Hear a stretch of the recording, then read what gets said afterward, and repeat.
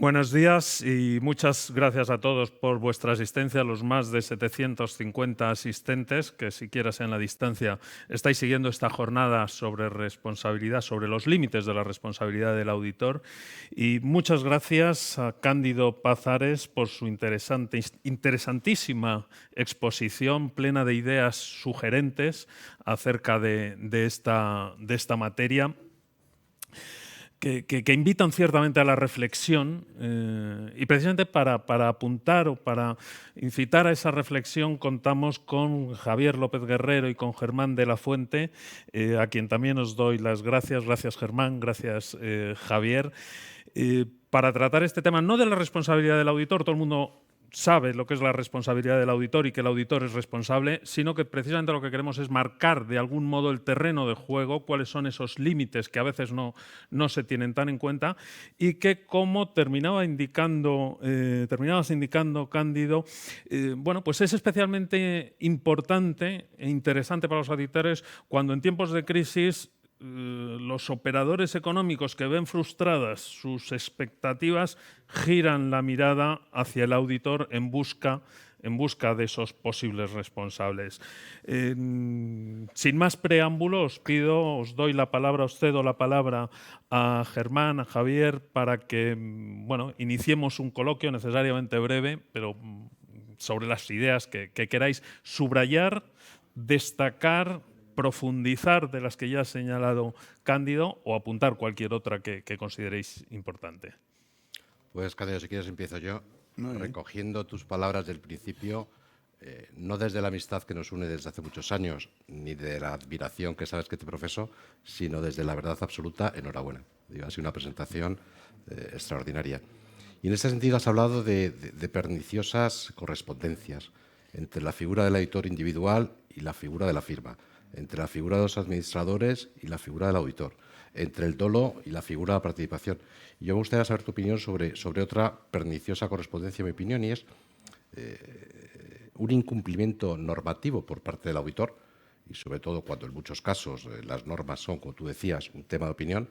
Pues bien, un incumplimiento normativo por parte del auditor no implica que el informe de auditoría, habiéndose realizado el trabajo conforme a la norma, fuera distinto, o incluso que ese incumplimiento normativo implicare alterar la imagen fiel de las cuentas anuales. Es decir, estamos con un incumplimiento que puede no afectar, como en la mayoría de los casos, a la opinión y que puede no afectar a la imagen fiel de las cuentas anuales.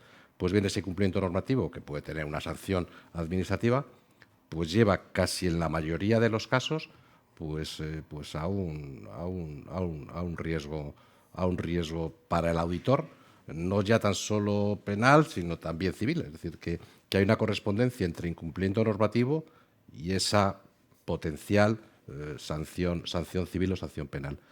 ¿Crees que debería ser de forma automática o cómo podríamos explicar que el incumplimiento normativo no implica per se pues un delito administrativo, un delito penal, un delito social? Bueno, vamos a ver. Esto para mí, el incumplimiento de una norma o de un estándar, máxime en circunstancias donde estos se cuentan por millares, porque claro, las normas de auditoría, uno solo ver los libros, pues se asusta cuando uno ve entonces, claro, es evidente, y estoy convencido que seguramente un auditor, en cualquier auditoría que haga mínimamente compleja, pues incurrirá en algunas infracciones de normas de auditoría, como un médico seguramente incurre también en algunas infracciones de su lex artis cuando atiende, o cuando un abogado. Ahora bien, como todo en la vida, pues ha de administrarse con ponderación y de manera proporcional. Y lo que hay que analizar es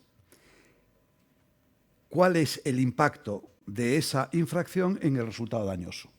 Por lo tanto, hay que analizar el nexo de causalidad entre ese incumplimiento y el resultado dañoso. Y no solo eso en el juicio de causalidad, pero hay otro, en el juicio de culpabilidad también ha de analizarse en el juicio de culpabilidad si una infracción mínima de esa índole puede permitir en el enjuiciamiento global de la conducta de alguien el reproche de la negligencia o el reproche incluso más grave del dolo.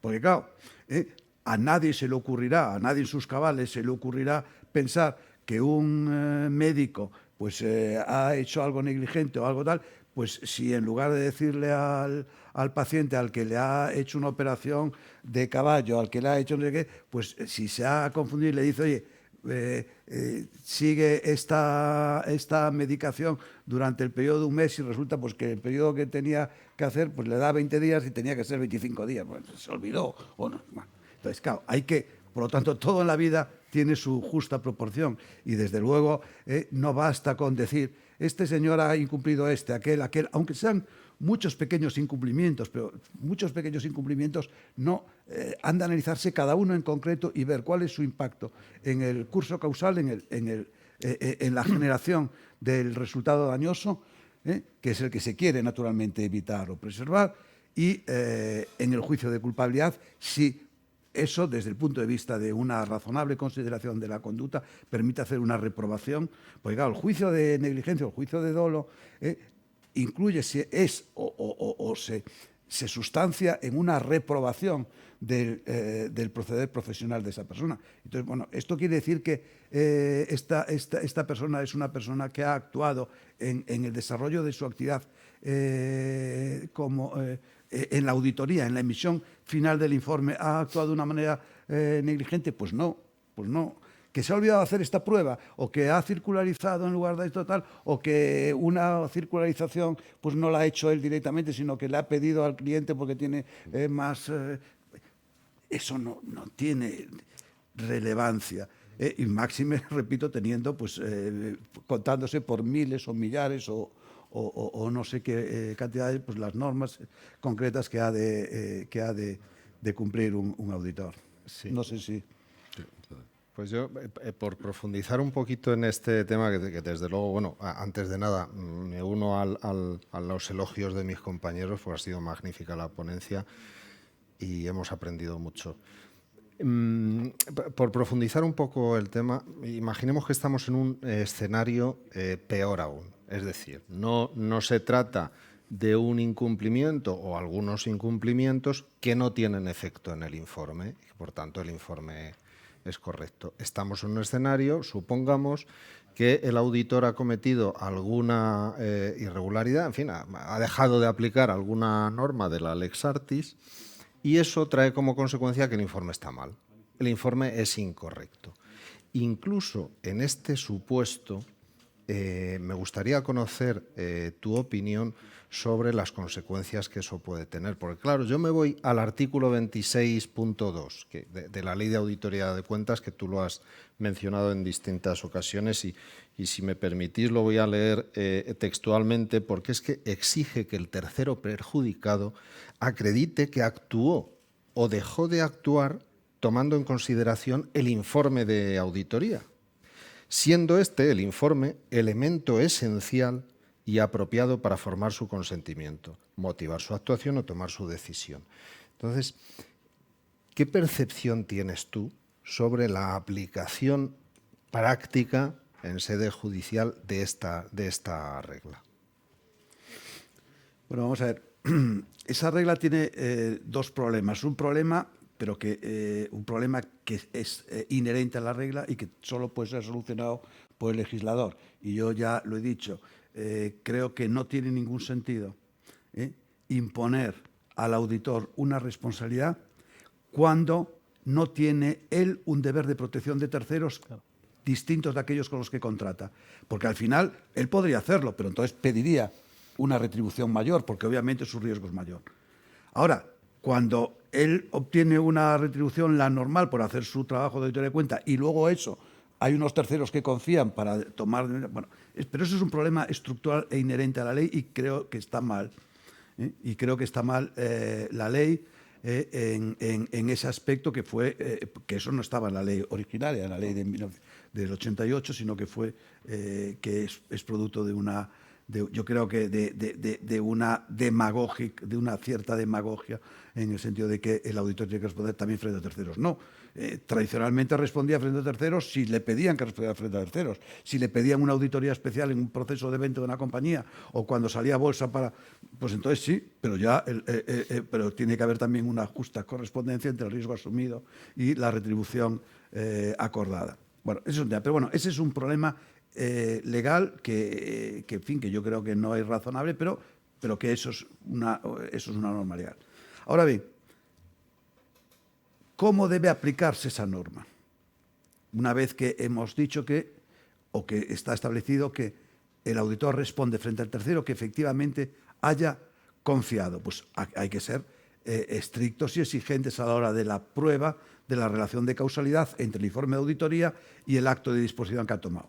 Desde luego, eso no es normal y probable en el caso general de de los inversores normales, porque los inversores normales no, antes de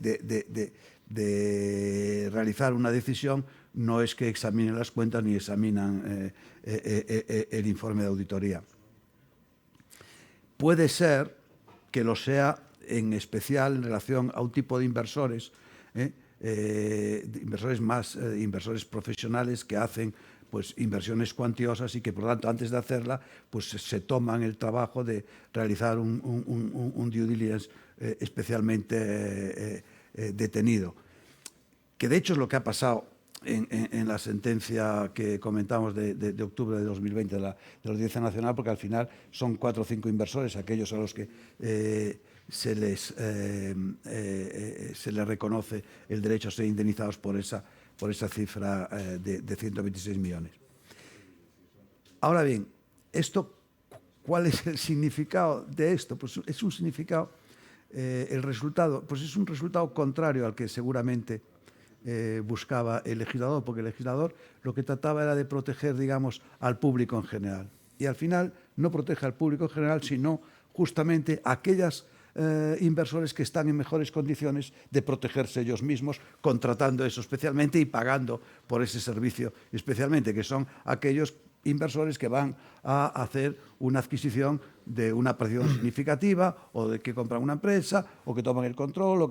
Y esta es la paradoja que a veces se produce cuando una norma que está, digamos, subjetivamente bien intencionada, pues resulta objetivamente perversa, porque desde luego no cumplen los fines con los que fue diseñada, con los que fue pensada, sino pues otros contrarios.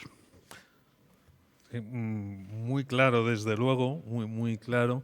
Y me gustaría incidir en otro de los puntos que has tratado, más allá de un incumplimiento que pueda generar responsabilidad administrativa, de la responsabilidad civil cuando ya hay un error que ha trascendido al informe, sino subir un peldaño, ¿no? Y en la responsabilidad penal. Yo creo que has dejado muy claro, y quiero subrayarlo, ¿no? El derecho penal tiene que ser es decir, debe seguir el principio de intervención mínima, tiene que ser una última ratio en el Estado de Derecho. Por lo tanto, partiendo de eso, por supuesto. Ahora, buscando los límites en relación con la persona física, creo que los has expuesto haciendo referencia además al origen y a lo que ha quedado fuera del Código Penal.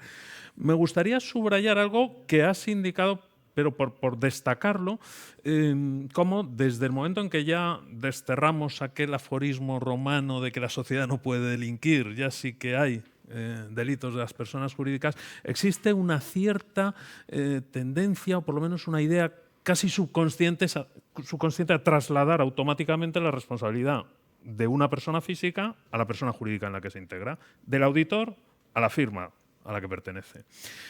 Y en este sentido, también has dejado claro la jurisprudencia del Tribunal Supremo, tiene que ser un hecho delictivo propio, que además debe acreditarse, porque también tienen derecho a la presunción de inocencia las sociedades, y ese hecho delictivo se refiere a defectos organizativos, a incumplimiento de deberes de vigilancia, supervisión, control. Es aquí donde te querría plantear una pregunta sobre posibles medidas de control que puedan ser útiles para un sistema o para un funcionamiento eficaz de un sistema de compliance, de cumplimiento normativo, y por supuesto cualquier idea que quieras apuntalar en relación con esta responsabilidad de la persona jurídica. Algo que puede ser muy útil a nuestras firmas. Bueno, vamos a ver. Efectivamente, como recuerdas, pues yo creo que el problema de esta sentencia de la Audiencia Nacional es que ha establecido pues una ecuación necesaria y un automatismo de la siguiente índole. Condenado el auditor, condenada la firma. Y ese automatismo no está justificado. Es curioso que de una sentencia de 259 páginas se dedican 2 líneas a ese tema. No está justificado porque en nuestro derecho, así se deduce del artículo 31 bis y así se deduce de la jurisprudencia que lo aplica, de la jurisprudencia del Tribunal Supremo que lo aplica, en nuestro derecho la responsabilidad penal de la persona jurídica no se basa en el hecho ajeno, no es una consecuencia necesaria de lo que han hecho sus dependientes o sus auxiliares, sino que se basa en un hecho propio y ese hecho propio consiste en un defecto de organización y vigilancia, en una culpa invigilando, diríamos en términos clásicos. Y por lo tanto, ese reproche, esa reprobación de la conducta de la propia persona jurídica tiene que ser acreditada, alegada y acreditada en el proceso penal. Y aquí, desde luego, no lo ha sido. ¿Y cómo debe ser acreditada? Bueno, ¿y qué es lo que puede hacer una persona jurídica para evitar que, de verse en esa tesitura, resulte condenada? Hombre, pues es adoptar los modelos de gestión y prevención de delitos, de compliance, etcétera, que estén, digamos, o que cumplan con el estado del arte, con los protocolos, digamos, internacionalmente difundidos en función y en proporción a su tamaño, envergadura, complejidad y operaciones, obviamente. Y aquí, bueno, pues yo ya en lo que es las technicalities de cómo debe construirse, eso dependerá, pues naturalmente, del sector, de la actividad, etc. No es lo mismo pues, el ámbito bancario que el ámbito pues de una industria petrolera que tiene otros componentes y tiene que a lo mejor prestar más atención o dedicación a un tipo de delitos o de problemas medioambientales o de otra índole. Bueno, entonces, pero lo cierto es que lo que dice la ley es que esos modelos y claro, son indicaciones muy generales, pero que quizá tengan que tenerse en cuenta en el apartado 5 del artículo 31 bis, dice esos modelos deberán cumplir los siguientes o deberán satisfacer una serie de condiciones o requisitos. 1. Identificarán las actividades en cuyo ámbito puedan ser cometidos. 2. Establecerán los protocolos o procedimientos que concreten el proceso de formación de la voluntad de la persona jurídica, de adopción de decisiones, tal. 3. Dispondrán de modelos de gestión de recursos financieros adecuados para impedir la comisión del delito. 4. Impondrán la obligación de informar de posibles riesgos e incumplimientos al organismo encargado de vigilar el funcionamiento. Bueno, por cierto, antes se ha establecido que el órgano de administración tiene que crear un órgano específico, crear un órgano específico encargado pues, de la supervisión y vigilancia de estas cosas, que normalmente será el comité de auditoría donde exista, o que estará bajo la tutela y la supervisión del comité de auditoría. Bueno, establecerá un sistema disciplinario que sanciona adecuadamente el incumplimiento, realizará una verificación periódica del modelo, en fin. Hay una serie de requisitos que han sido desarrollados, tampoco mucho más allá de lo que son estas indicaciones generales en una circular de la Fiscalía de hace 3 o 4 años. Pero lo importante es que si una firma ha establecido estos protocolos y los tiene en funcionamiento, y normalmente una firma de auditoría los cumplirá porque tiene que pasar por la evaluación del ICAC, pues razonablemente cabe suponer o cabe esperar que las firmas de auditoría, y desde luego aquellas que tienen un mínimo de dimensión y relieve, pues que hayan cumplido o que tengan establecidos o implantados pues sistemas y protocolos de esta índole. Y sobre todo se han pasado, digamos, pues el examen o la verificación de la auditoría del ICAC, ¿no? Está claro. Yo creo que nos da tiempo a alguna pregunta más rápida. Has hablado antes de un automatismo, Cándido, que tiene preocupada a la profesión. Y es, parece que la responsabilidad del administrador y del auditor son iguales, o así los jueces están entendiendo. Y lo has comentado tú antes, que se impone esa solidaridad entre administrador y auditor. Digo, ¿cómo podríamos como profesión hacer entender a los jueces que no debe ser lo mismo el que comete el delito del que no lo ha detectado? Y ponías el ejemplo del policía, que parecía muy brillante. Me digo, pero ¿cómo podemos como profesión elevar esta aparente verdad absoluta que no está en el mercado? Bueno, pues eso tiene mucho que ver también con el famoso gap de expectativas, ¿no? Porque los jueces dicen, es que el juez que no entiende muy bien cómo funciona esto, no le cabe en la cabeza que un auditor pueda estar, digamos, evaluando a una empresa durante 3 o 4 años y que ésta, de la noche a la mañana, pues solicite el concurso o se levante o se descubra un fraude financiero de proporciones gigantescas, de miles de millones de deuda oculta, etc. ¿Y dónde estaba este señor? Solo en su cabeza solo cabe una hipótesis, si es que estaba conchavado con los administradores. Y precisamente por eso, como tiene esa convicción moral subjetiva, que es producto del desconocimiento, digo, de buena fe tiene esa convicción, sin duda. No es que tenga animadversión especial, no, tiene esa convicción. Entonces, lo que hay que decirle, o lo que justamente este problema tenemos que combatirlo, pues oye, pues con una pedagogía clara. Y también el legislador y los jueces deben ser objeto de una pedagogía clara en relación a lo que sucede con la auditoría. No se le pueden pedir peras al olmo ni garantías absolutas a los auditores, y esto está claro. Dicho esto, además, hay otro aspecto, y es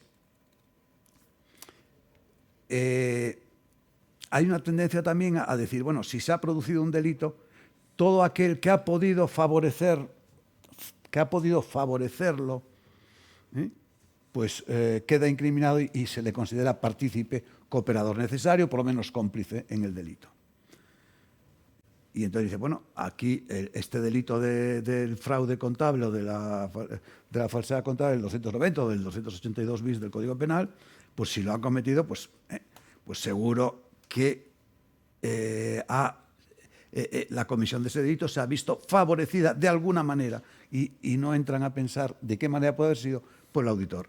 Por lo tanto, consecuencia automática, usted ha participado en el delito. Luego ya deliberaremos si la cooperación es, si se ha participado como cooperador necesario o como cómplice. Cuidado, la cooperación necesaria tiene la misma pena que el autor. Aunque se faculta al juez a rebajar un grado la pena, pero la regla general es que tiene la misma pena. O sea, que estamos hablando de una cosa muy seria, que es prácticamente la misma pena que el autor, igual que el inductor. Entonces, bueno, y estas son las consecuencias a las que llega cuando muchas veces, a lo mejor, ha actuado negligentemente y a lo mejor ha favorecido, pero desde luego no lo ha favorecido en un concierto causal, en un convenio con los administradores, sino todo lo contrario. Él es víctima también de los designios criminales, esta vez sí, de los administradores, que le han ocultado por activa y por pasiva pues toda la información a efectos justamente de que no pudiera descubrir el fraude. Y muchas veces el auditor está a lo mejor excesivamente confiado y a lo mejor efectivamente la negligencia está en haber sido especialmente confiado y en no haber subrayado esa obligación de escepticismo a la que hace referencia también la normativa y un poco también los códigos de la profesión. Pero eso no quiere decir que tengamos que condenarlos penalmente, porque claro, es que es lógico, además, está en la lógica de las cosas. Pues bueno, pues oye, yo llevo aquí haciendo la auditoría muchos años y oye, pues siempre me ha parecido que iba bien. Pues a lo mejor no he estado lo atento que debiera estar, porque esa confianza, y eso es humano, y tenemos que comprenderlo, y un juez tiene que comprenderlo antes de tomar decisiones tan graves para la vida y dignidad de las personas, como son las que van implicadas en cualquier condena penal, ¿no? Pues sí. No sé si hay tiempo de... Yo creo que vamos un poquito apurados. Si quieres una reflexión más, pero sí que os pido brevedad porque ya estamos Una reflexión última únicamente, porque creo que es muy pertinente en relación con estas dos esferas de responsabilidad. Por una parte, los administradores y por otra parte, los auditores, que son diferentes y que muchas veces se tienden a confundir. En este sentido, sabemos que ahora hay una iniciativa por parte de la Unión Europea para reformar la legislación sobre la normativa sobre la información financiera. Y uno de los asuntos que está causando más interés, más debate, es precisamente la necesidad de reforzar los sistemas de control interno de las compañías y la gobernanza. Entonces, yo, aprovechando que eres un experto en cuestiones de buen gobierno, quería conocer tu opinión sobre si actualmente nosotros tenemos mecanismos legales suficientes como para poder exigir a las compañías sistemas de control interno robustos que sirvan precisamente de prevención a la comisión de fraudes. Bueno, yo creo que sí existen esos resortes y esas palancas para que vosotros podáis exigir a las compañías, pues digamos, la implantación de sistemas robustos, como dices. Y bueno, y básicamente están un poco en el propio Código Penal, en el 31 bis. Es decir, basta leerse esto y las consecuencias tan graves a las que puede conducir el no tenerlo establecido, y es que te condenen penalmente por a la tal, pues este es el resorte. Ahora bien, claro, el problema es que están establecidos con una generalidad tal que, por definición, tú tienes que remitirte al estado del arte, y el estado del arte a veces es claro, otras veces es también un concepto algo nebuloso, por lo menos a lo mejor no en el núcleo, pero sí en la periferia. Y entonces, todo lo que sea ir logrando que las normas vayan identificando y vayan escalonando y vayan bajando desde esta generalidad, digamos, nebulosa, desde las nubes a la tierra, bajar y aterrizar las reglas, es bueno. Y será bueno que esta iniciativa europea, al final, pues vaya adelante y pueda ser desarrollada y concretada con indicaciones más precisas, que además le dan más garantía, desde luego, a los auditores, pero también mucha más garantía le dan a los propios administradores, accionistas y a todos los implicados en las empresas, porque pues dice, bueno, yo ya estoy bien. Claro, lo que tampoco se puede pedir es, a estos sistemas, lo que tampoco se puede pedir es una eficacia del 100% de la prevención, porque claro, porque entonces es que paralizamos todo. Entonces, este es el problema. Siempre hay que hacer un trade-off razonable entre, digamos, coste del servicio y calidad del servicio. Igual que una auditoría, claro, yo podría hacer una auditoría, o vamos, yo no, pero vosotros, desde luego, si la podéis hacer, que da el 100%. Ahora, tardaréis un año, necesitaríais no sé cuántas miles y miles o millones de horas y tal, y claro, y costaría pues todos los beneficios de la empresa y más. Entonces, bueno, pues eso no es razonable tampoco. Por eso todo esto se basa en equilibrios, y yo creo que es muy importante tener en cuenta esos equilibrios y, desde luego, esos tres que yo he tratado de identificar en la charla, en la ponencia. Muy bien, pues me temo que no tenemos tiempo para más. Seguiríamos aquí, sin duda, yo creo que horas desplegando algunas de las ideas que has apuntado. Empezaste hablando del equilibrio del sistema buscado por el legislador, has hablado de la jurisprudencia penal, has hablado del impacto sobre la profesión, hemos tratado los temas del nexo causal, de la imputación a los administradores, de la imputación a los auditores, de los medios de control interno, cómo fortalecerlo. Bueno, hemos tratado, yo creo, algunos temas interesantes. Quizá lo que tenemos que ver es no solamente si el legislador ha buscado el equilibrio del sistema, sino tenemos que conseguir un sistema de equilibrios ahora, ¿no?, entre los distintos tipos de responsabilidad. No puedo más que agradeceros la presencia, Cándido. Muchas gracias, Germán. Muchas gracias, Javier. Y lo tenemos que dejar aquí. No debemos hacer esperar a Santiago Durán, presidente del ICAC, a quien también tenemos que agradecer su presencia hoy aquí para la clausura de esta jornada. Muchas gracias a todos.